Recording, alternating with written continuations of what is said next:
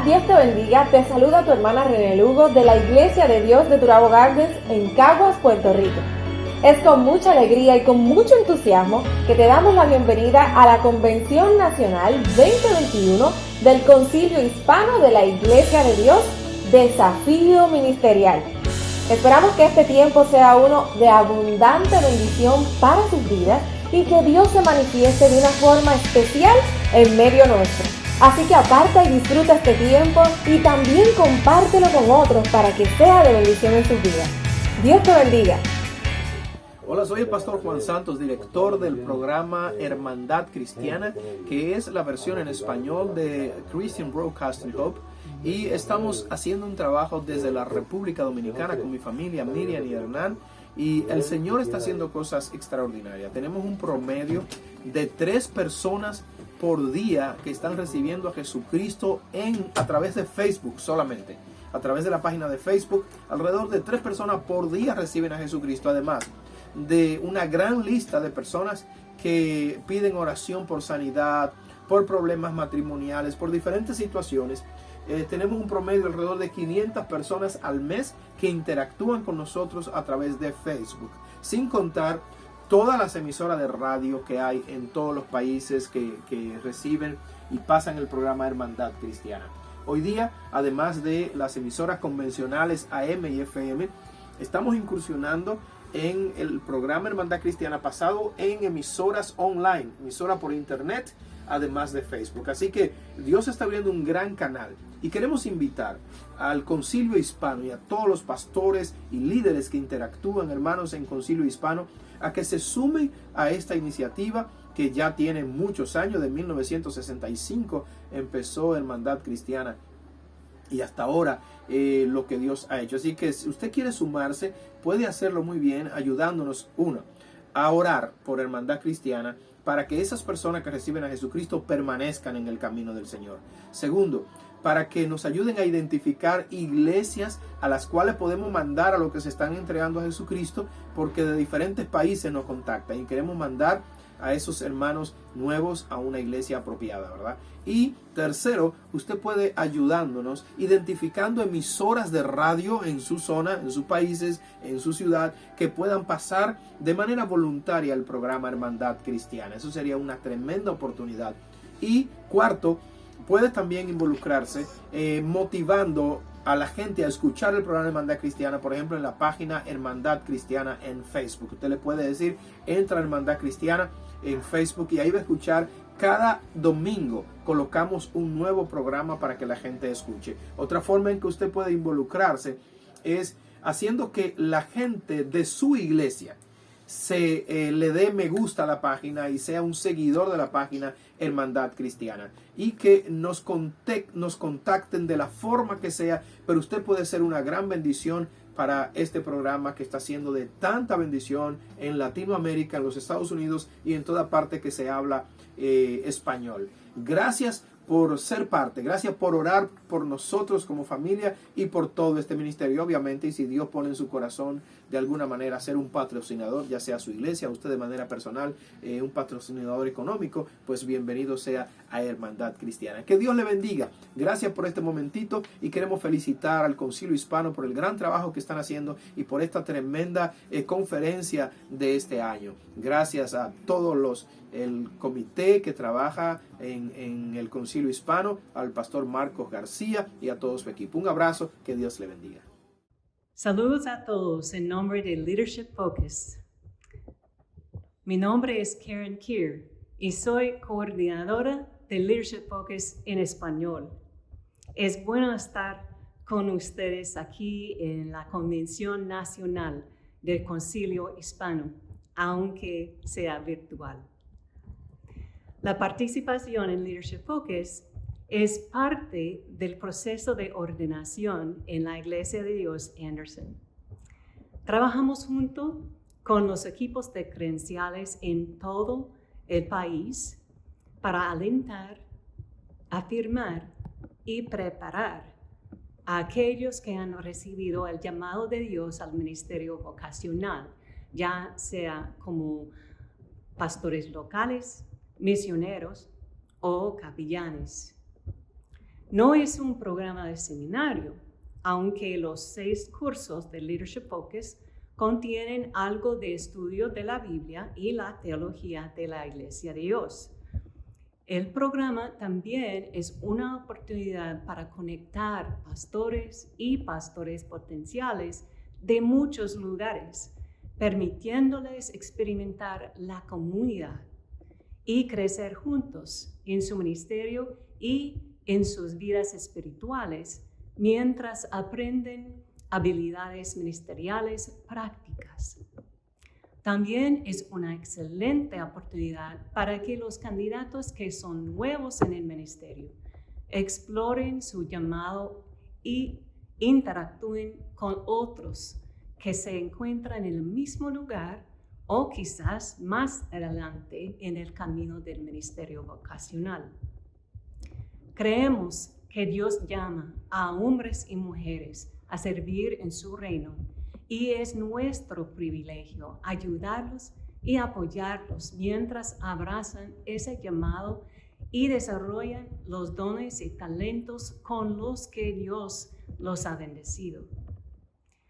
Estamos muy bendecidos por nuestra asociación con el Concilio Hispano, que ha apoyado el Leadership Focus de muchas maneras, incluso financieramente y proporcionando entrenadores y otro personal mientras trabajamos constantemente para mejorar y expandir nuestro alcance a aquellos a quienes Dios ha llamado a servir como pastores y líderes en su reino.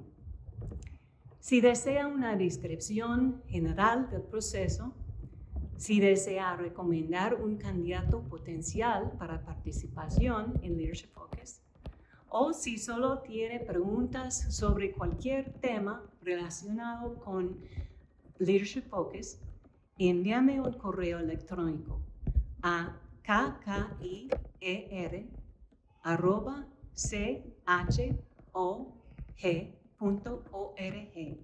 y con gusto responderé cualquier pregunta que pueda tener. Gracias a los líderes del Concilio Hispano por esta oportunidad de traerles un saludo. Espero y oro para que disfruten de la convención y que todos reconozcamos la presencia del Espíritu Santo mientras adoramos y trabajamos juntos por su reino. Bendiciones para todos.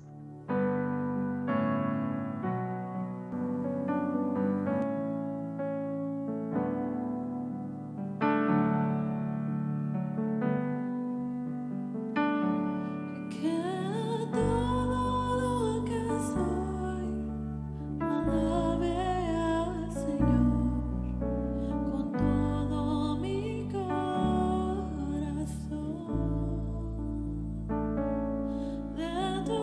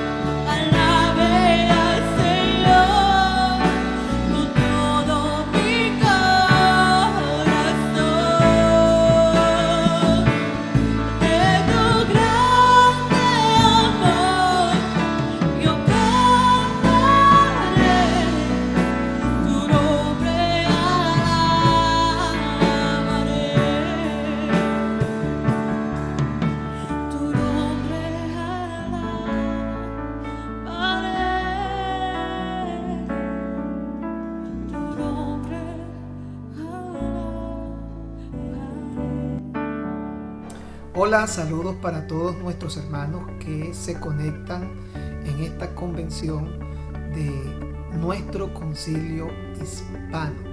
Nos sentimos muy felices de poder compartir y al mismo tiempo ser parte de este tiempo tan especial en el que como iglesia, cada uno de los pastores y líderes que estamos laborando en la obra del Señor, tengamos que asumir este nuevo reto y, por supuesto, como llama nuestra convención este año, desafío ministerial.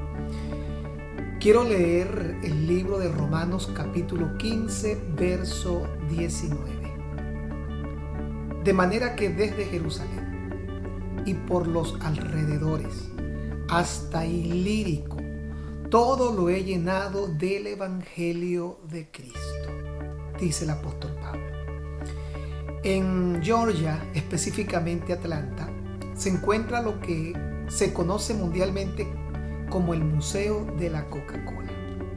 Esta empresa, que ya tiene algunos años, básicamente en todos los lugares que usted puede imaginar remotos, tienen no solamente una historia trascendental desde el día de su fundación, pero a pesar de ello, lo más impresionante es la proyección futura que ellos están planteando en este instante. Se dice que para el año 2030 no se van a conformar con estar en cada hogar americano, sino en el mundo entero. Y no van a escatimar ningún tipo de esfuerzo. Y dentro de la proyección que ellos han logrado establecer, se ve como la movilización va a ser en helicópteros, aviones, transportes, pero me llamó la atención incluso lo que en Venezuela se conocen como curiaras, que son botes rudimentarios en la que los aborígenes o indígenas se trasladan. Han considerado todo para poder estar presentes en cualquier lugar del mundo. Qué interesante ver no solo su trayectoria, sino también la proyección futura y el cronograma en el que ellos están haciendo todos sus esfuerzos por tratar de cumplir con la visión que como empresa están desarrollando. El Evangelio de Jesucristo durante estos últimos 2000 años ha logrado también tener un desarrollo histórico.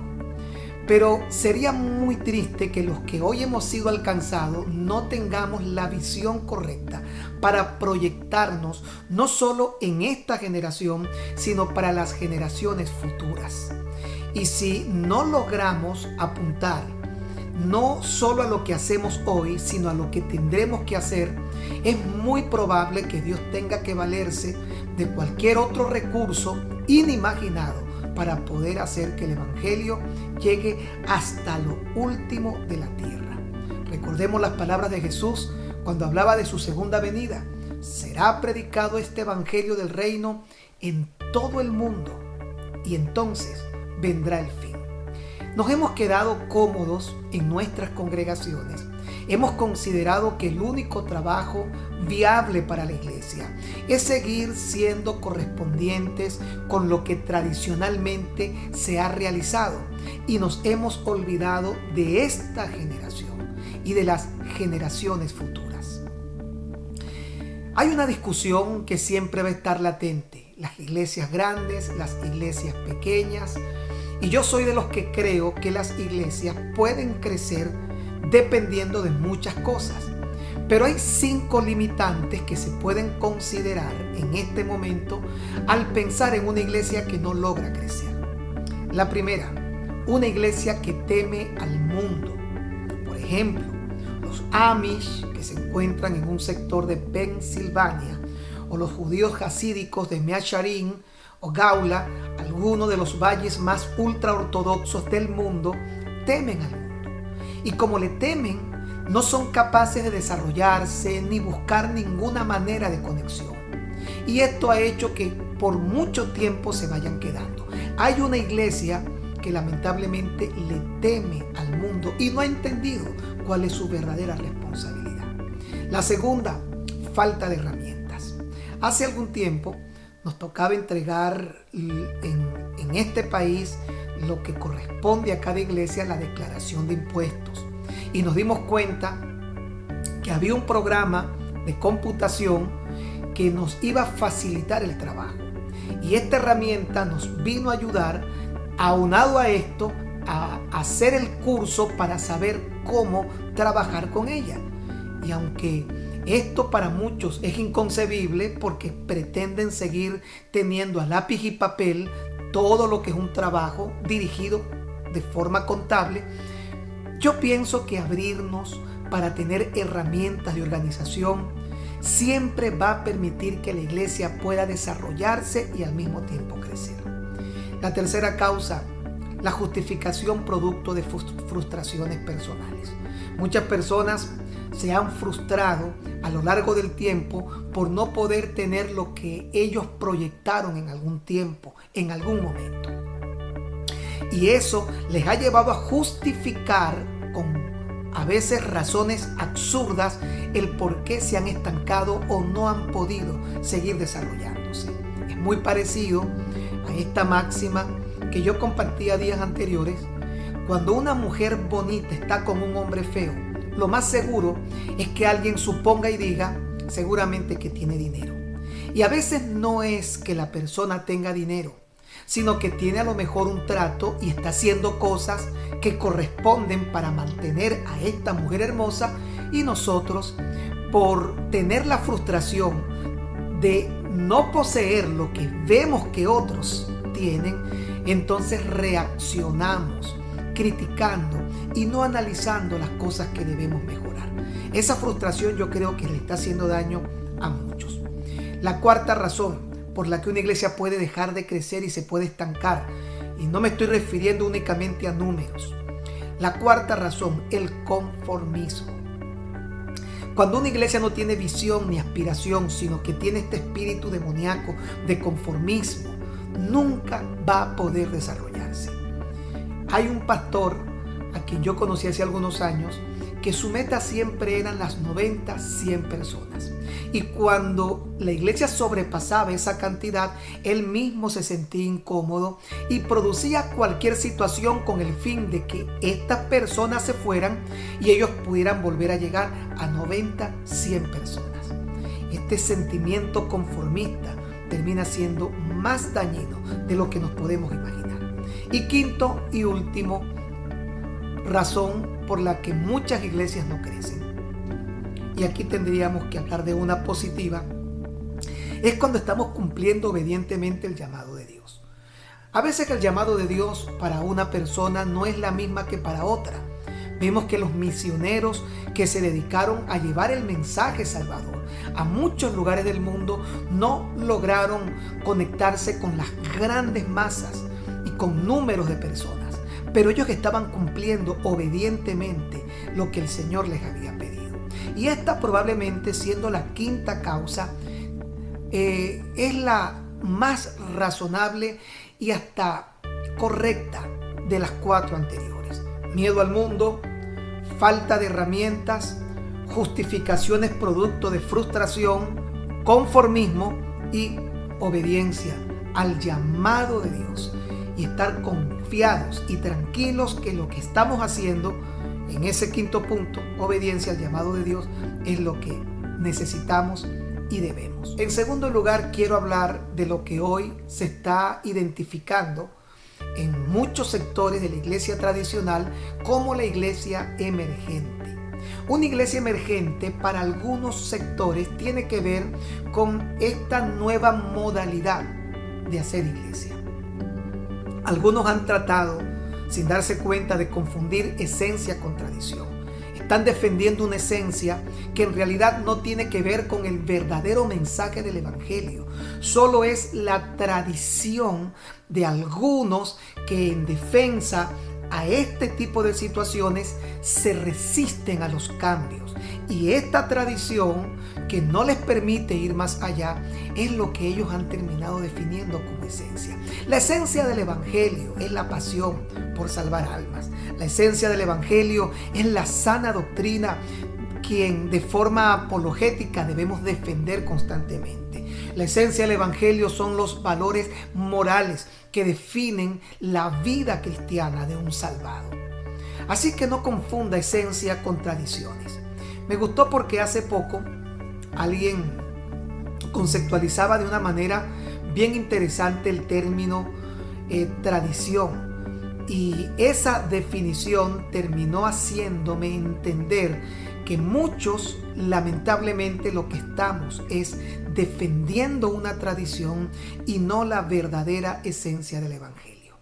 En esta defensa tradicional que algunos han confundido con esencia, empieza un ataque con todo lo que se puede a lo que hoy se conoce como iglesia emergente o iglesias modernas. Estas iglesias que están emergiendo de un mundo convulsionado, pero que está sabiendo interpretar correctamente a ese mundo. ¿Qué atacan las personas que critican esta iglesia emergente? Atacan lo absurdo por creer que es su esencia cuando realmente es tradición. Por ejemplo, atacan el que una persona use corbata, el que una persona use un saco, el que no tengan púlpitos y bancos de maderas, el que tengan un lenguaje menos protocolar pero más cercano a las personas, el que manejen redes sociales y se conecten con las personas a través de estas plataformas digitales, el que no canten himnos tradicionales, el que sigan creyendo que la única forma de evangelizar, no quiero decir que sea mala, pero sigan creyendo que la única forma son los megáfonos y los tratados, o sigan manteniendo una defensa absurda por la liturgia del funcionamiento de una iglesia. ¿Sabe algo? El púlpito, o lo que nosotros conocemos como púlpito, es una pieza de tecnología religiosa y antigua. En su momento fue la tecnología cuando aparece, pero no era de forma original lo que usó Jesús o usaron los apóstoles durante su tiempo de predicación. De hecho, durante 3 siglos la iglesia estuvo centrado en casas. No existían las estructuras que nosotros hoy conocemos con el nombre de iglesias, que es a lo que le hemos definido el lugar del edificio en donde operamos. La iglesia funcionaba, operaba en las casas. ¿Sabe algo? En el cielo no hay púlpito, en el cielo hay trono. Y como dije, el púlpito es una pieza de tecnología obsoleta y pasada de moda que fue muy útil para su tiempo.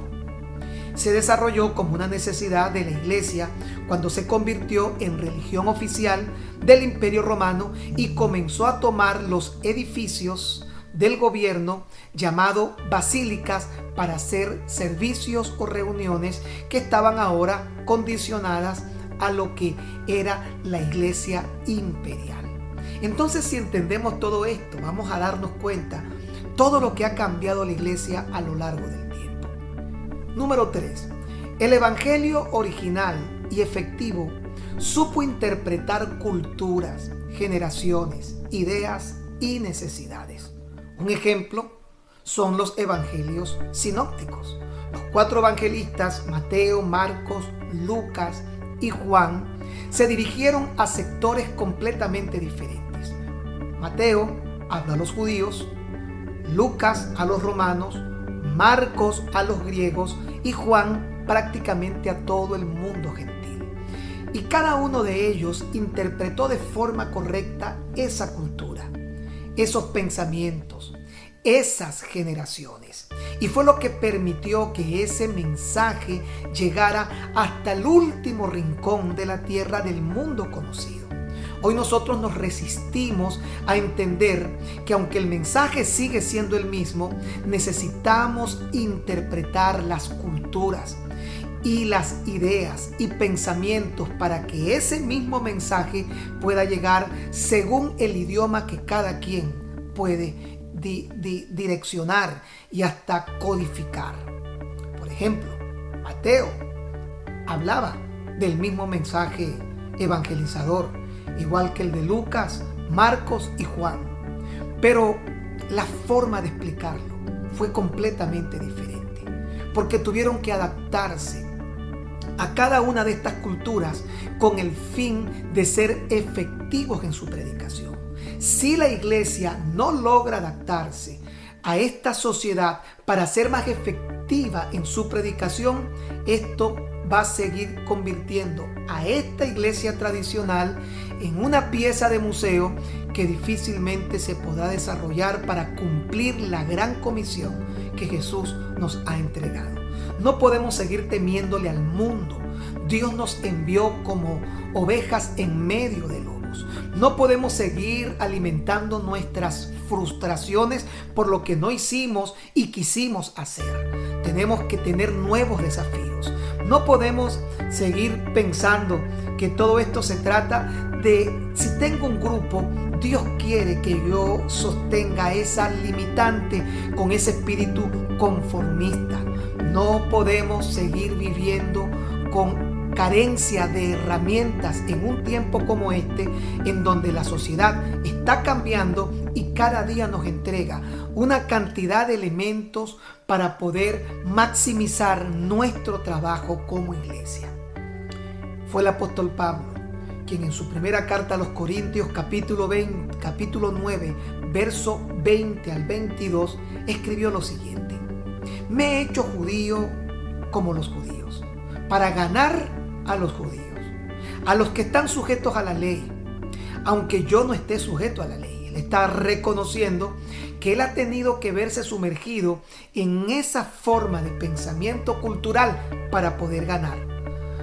Como sujeto a la ley, para ganar a los que están sujetos a la ley, a los que están sin ley, como si yo estuviera sin ley, no estando yo sin ley de Dios, sino bajo la ley de Cristo, para ganar a los que están sin ley. Me he hecho débil a los débiles, para ganar a los débiles. A todos me he hecho de todo, para que de todos modos salve a algunos. Miren la mentalidad del apóstol Pablo. Él no tenía requerimiento ni complejos para adaptarse a cualquier circunstancia con tal que el mensaje que Dios le había encomendado pudiera llegar hasta los confines de la tierra. Es este hombre de quien leímos al inicio de nuestra predicación que dijo: de manera que desde Jerusalén y por todos los alrededores hasta Ilírico, todo lo he llenado del Evangelio de Cristo. Así que necesitamos desempolvar muchas ideas que defendemos como esencia y reconocer como tradiciones que en su momento fueron útiles y necesarias, pero que hoy esta iglesia tiene un desafío ministerial completamente diferente, y si no abrimos nuestros ojos para darnos cuenta que necesitamos interpretar esta forma de pensamiento y adaptar nuestra forma de predicación, no la predicación, el mensaje siempre es el mismo, la forma para que pueda llegar. Si esto no logramos hacerlo, comenzaremos a quedarnos con el paso del tiempo y algún día el Señor nos pedirá cuenta por ello. Número 4. El Dios de las generaciones. Dios, en el libro de los Romanos, le revela al apóstol Pablo que había escogido a Jacob, pero a Esaú lo había rechazado. La palabra que usa allí es que lo había aborrecido. A Jacob amé, mas a Esaú aborrecí. Y la razón fue una: la mente de Esaú no era generacional. Era una mente pragmática llevada a un tiempo y a un momento en el que él estaba y se resistía a sus próximas generaciones. Cuando Jacob negocia con él aquel potaje, le responde: ¿y para qué quiero esta primogenitura? Si a fin de cuentas algún día moriré. Y Jacob entendía que él también moriría, pero él quería aquella bendición, no para él. Él sabía que su tiempo de vida útil estaba limitada al tiempo de los humanos, pero sabía que sus generaciones necesitaban lo que para él en ese momento era de vital importancia, como esta bendición que Esaú menospreciaba, porque él decía: el día que me muera ya no voy a tener que utilizarla. Pero Jacob decía dentro de sí: yo voy a morir, pero quiero esto para mis hijos, y para los hijos de mis hijos, y para los hijos de los hijos de mis hijos. Es por eso que cuando leemos el Salmo 90, verso 1, encontramos al salmista diciendo: Señor, tú nos has sido refugio de generación en generación. De generación en generación. Porque Dios no piensa como nosotros. Dios piensa de forma generacional. Por eso amó a Jacob, porque Jacob se convertiría en el enlace entre Abraham y la nación de Israel. De tal manera que hoy, cuando hablamos de él, lo mencionamos en esa visión generacional, cuando tienen un trato con Dios, el Dios de Abraham, el Dios de Isaac y el Dios de Jacob, el Dios de las generaciones. Algunos se resisten a entender que Dios es generacional y han llegado a un punto de defender ese pensamiento tradicional que no tiene nada que ver con la doctrina ni con los valores morales de la iglesia cristiana y de un creyente salvado, sino simplemente con lo que fue una tecnología para un tiempo, pero que hoy simplemente ha caducado y hay que recurrir a las herramientas para esta próxima generación. Ese es el desafío ministerial. Hace poco en un conversatorio, un pastor conceptualizó la palabra tradición y dijo: la tradición es la fe viva de los muertos y el tradicionalismo es la fe muerta de los vivos. Y cuánta verdad, cuánto hay contemplado en esta frase y cuánto estamos defendiendo a veces sin que tan siquiera hay un argumento bíblico, sino simplemente nuestros pensamientos personales defendiendo más que nada tradición.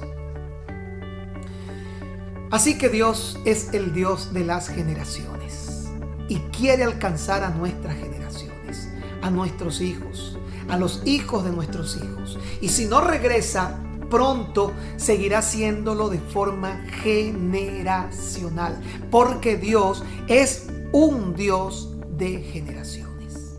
Número 5. A una de las cosas a las que más se resiste a la iglesia es al impacto y a la efectividad de la iglesia que hoy vive sumergida en un mundo en donde los smartphones o teléfonos inteligentes, en donde las actividades online están prácticamente en todos los lugares del mundo. La tecnología nos ha rebasado en capacidad y el impacto de ella nos puede hacer no solamente efectivos en el trabajo, sino también puede ahorrarnos lo que en tiempos pasados podía ser demandante. Por ejemplo, el apóstol Pablo tenía que tomar un barco para viajar por todo el mundo conocido de su época. Yo estoy seguro que si el apóstol Pablo y el Señor Jesús estuvieran presentes en esta generación, no tendrían ningún reparo, ni escatimarían esfuerzo alguno para operar en todo lo que les fuera posible y encontrarse en los espacios en donde esta sociedad se encuentra conectada y en donde un mundo que tiene la sagacidad para ganar ha dejado a un lado y detrás a la iglesia. Es la razón por la que el apóstol en su segunda carta a los Corintios, capítulo 2, versículo 11, decía: para que Satanás no gane ventaja alguna, no debemos ignorar sus maquinaciones. Ignorar probablemente haga que Satanás nos aventaje y se coloque en posiciones privilegiadas, siendo que la iglesia recibió de parte de Dios la victoria sobre todo, de tal manera que las puertas del infierno no prevalecerán contra ella. Pero ¿de qué sirve tener todo este recurso conquistado en la cruz en favor nuestro si ni siquiera podemos poner en práctica esta verdad, porque nos hemos resistido a navegar en estos espacios que son la demanda de una generación que no piensa como esta iglesia que hoy se resiste a esto? Hoy ha surgido algo llamado la iglesia digital y entonces entra en vigor la importancia de las aplicaciones, plataformas digitales, la comprensión de los algoritmos de las redes sociales, sus alcances, el efecto que tiene, la visión de las redes, son estructuras formadas en internet para poder captar masas. Y por esto es que las personas de hoy hacen mucho más vida en esto que mucha gente en la iglesia no ha logrado entender, y ha dejado que sean miles y miles de jóvenes los que están consumiendo pornografía, los que están absorbiendo pedofilia, prostitución, grosería y cuánta cosa se puede encontrar en las redes sociales. El día que Jesús visitó a Mateo, al salir dijo las siguientes palabras: el Hijo del Hombre vino a buscar y a salvar lo que se había perdido. No dice el texto en cuestión a los que se habían perdido, no, dice lo que se había perdido, para referirse a algo. No se estaba refiriendo a alguien, no se estaba dirigiendo en este preciso pasaje a personas, sino a algo. Y muchos surgen preguntándose para decir, ¿y a qué se refería? El Hijo del Hombre vino a buscar y a salvar lo que se había perdido. Repito, si hubiera dicho a los que se habían perdido, estuviera hablando de personas, pero al decir lo que se había perdido se refiere a algo. Estas palabras fueron dichas en la casa de Zaqueo. Luego que este hombre que había robado a tantos, siendo publicano, y recuerde que el publicano bíblico siempre era contado entre los pecadores, porque un publicano era un recaudador de impuestos al servicio del Imperio Romano, de tal manera que era visto como un traidor para el pueblo judío. Pero más allá de eso, en una época en donde no había computadoras ni todo el sistema digitalizado que hoy tienen las grandes empresas como la IRS o cualquier otro organismo de recurso tributario, era muy fácil robar. Y encontraban que los publicanos tenían haciendas, casas y muchas propiedades. Y nada de esto era adquirido de forma lícita. Por eso Zaqueo, en el momento en el que recibe a Jesús en su casa, al finalizar aquella hermosa reunión dice: si a alguien he defraudado, y él sabía que había defraudado a muchos, se lo devolveré. Porque el publicano era abiertamente reconocido por el pueblo como un ladrón. Cuando Jesús en casa de Zaqueo dice: el Hijo del Hombre vino a buscar y a salvar lo que se había perdido. ¿Sabe qué estaba perdido? La función del publicano, el recaudador de impuestos, el funcionario de la IRS, de quien se decía que tenía todo a su alcance para robar. Y todo lo que Jesús le estaba diciendo era: no tienes que dejar de ser publicano, no tienes que dejar tu profesión, porque yo no solamente vine a salvar a hombres, vine también a rescatar esas cosas que el mundo ha tomado y las ha corrompido. En pocas palabras, sigue siendo publicano. Vine a redimir la función y la labor del publicano. Y ahora seguirás en tu función, con la única diferencia que no volverás a robar.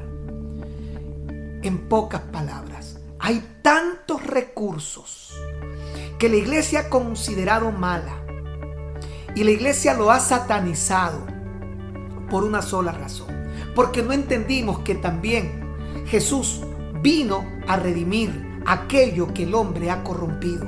Llegó el momento de entrar en este mundo digital y permitir que el Hijo del Hombre también salve eso que se ha perdido porque ha sido corrompido por la mente y el pensamiento del hombre. El tiempo no sería suficiente para seguir conversando y dar mayor información lo que es la iglesia digital. Pero creo que lo más importante y el mensaje por el cual he estado orando al Señor en esta convención de desafío ministerial es despertar en cada uno de ustedes la curiosidad y tratar de desinhibir por medio de la obra del Espíritu Santo a cada hombre de Dios y motivarlo a entrar en este mundo tecnológico, en donde seguramente hay más personas que están esperando recibir el mensaje que los espacios donde siempre creíamos que podíamos hacerlo. Durante tiempo de pandemia tuvimos la oportunidad de abrir Renuevo Digital Church. A estas alturas somos aproximadamente un promedio de casi 120 personas. 120 personas que se han dado cuenta que esto es un mundo. Que usted no lo conozca es otra cosa. Pero el mundo digital, estas plataformas, las redes sociales son un mundo. De hecho, hay personas que tienen lo que se conoce como avatares. Un avatar es un personaje que forma parte de este mundo virtual. Y este tipo de individuos no hacen vida en el mundo real, hacen vida en este mundo digital. Tienen nombres, desarrollan una vida, conocen parejas, tienen la posibilidad incluso de desarrollarse, entre comillas, de forma humana en este mundo tecnológico conocido como la fuerza digitalizada en todo lo que hoy se implementa. Yo me he visto obligado, por razón de estas almas por quien Cristo también murió, que no son menos valiosas ni menos importantes que las que usted puede encontrar en la calle, en un supermercado, o la que puede escuchar una emisora radial. Tiene la misma alma valiosa y preciosa para Dios. Y esto me llevó a indagar sobre todo esto, para tener una cuenta en TikTok, una cuenta en Telegram, una cuenta en Instagram, una cuenta en Facebook, una cuenta en YouTube y abrir una página web para comenzar a operar como una iglesia digital. Increíblemente, en estos 4 meses hemos tenido una audiencia que ha traído el interés de 120 personas. 120 personas que están haciendo todo lo posible por involucrarse en estas formas de hacer vida, porque son formas de hacer vida. Que usted la ignore no quiere decir que no exista. El gran problema es que tenemos una mentalidad tradicional, una mentalidad de púlpito, en donde hemos creado una liturgia de la que no queremos salir. Y la iglesia digital, a la par de la iglesia presencial, para todo el que hoy logra abrir sus ojos a esta Matrix, a este mundo, solamente puedo decirles, bienvenidos a la realidad. Esta es la era digital, llena de hombres, mujeres, jóvenes, niños, con una cantidad de necesidades tan reales como las que conocemos en el día a día con las personas con las que compartimos. Y si la iglesia no se abre a entender esto, nos quedaremos. Y solamente viene a mi mente las palabras que le dijo Mardoqueo a Esther cuando había surgido en su tiempo aquel edicto real para acabar con el pueblo judío. Y fuera del palacio, este hombre le dice a ella: ¿quién sabe si para esta hora has llegado? Si no haces nada, respiro y liberación vendrá de otro lugar. En pocas palabras, Dios levantará a alguien. Si tú no eres consciente del tiempo que vives y la razón por la cual estás allí, no hay problema, le dijo Mardoqueo. De algún lugar respiro y liberación vendrá. Dios se valdrá de alguien que logre entender lo que tú hoy resistes. Pero quién sabe si para esta hora has llegado. Si no lo hacemos, si usted decide quedarse en esta manera cómoda, aunque yo no creo que sea tan cómoda, porque la tecnología de alguna manera ha venido a facilitar tantas cosas. Si usted decide quedarse, no se preocupe. Si ustedes no hablan, las piedras hablarán por vosotros. Respiro y liberación vendrá de cualquier lugar. Dios está tratando con esta generación, porque Dios es un Dios generacional y está levantando en esta generación un ejército que están viendo la misma necesidad que vimos en otrora cuando comenzamos el ministerio.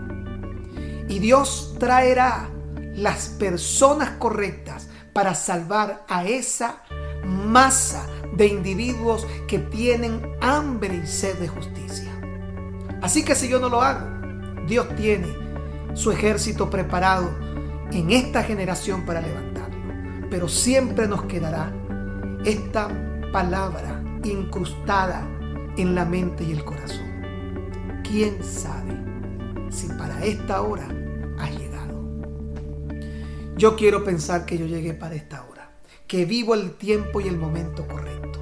Quiero creer con todo mi corazón que Dios me permitió nacer en el momento preciso y vivir la historia del mundo al cual hoy pertenezco, en el país en el que me encuentro, porque hay razones en todo lo que Dios hace, porque a los que le aman, todas las cosas le ayudan a bien. Yo quiero invitarte en este desafío ministerial, amado pastor, a pensar en las herramientas que hoy pueden hacer que nuestro trabajo no solamente sea más efectivo, también más eficiente y, por supuesto, menos agotador y más rápido.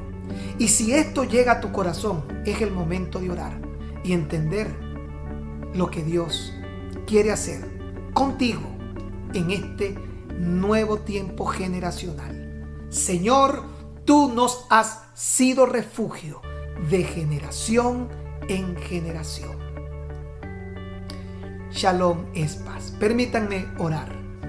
Padre, en el nombre de Jesús, quiero orar por cada una de las personas que han estado conectadas en este tiempo maravilloso, para que sea tu Espíritu Santo corriendo el velo y abriendo los ojos con el fin que cada persona pueda ver con claridad lo que tú quieres revelar y mostrarles a cada uno para entender el tiempo en el que hoy nos encontramos.